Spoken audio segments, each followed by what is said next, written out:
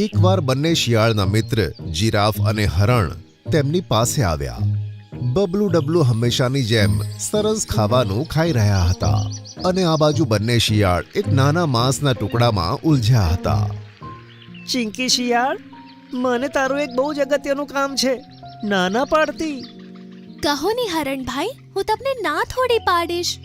મારા દીકરાના પેટમાં બહુ જ દુખાઈ રહ્યું છે. તને પેલી ઔષધિ ખબર છે ને, જેને ખાવાથી પેટનો દુખાવો મટી જાય છે? હા, મને ખબર છે. ચલો આવો, હું હમણાં જ તમારી સાથે આવું. આમ કહી ચિંકી શિયાળે તેના મિત્રને કહ્યું. તમે બબલુ ડબલુ ભાઈનું ધ્યાન રાખજો, હું હમણાં જ આવું છું. આમ કહી ચિંકી શિયાળ તેમની સાથે નીકળી પડી.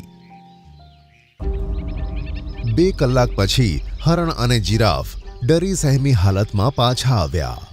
શિયાળ ભાઈ, બહુ મોટી ઘટના થઈ ગઈ. અમારે અત્યારે જ નીકળવું પડશે.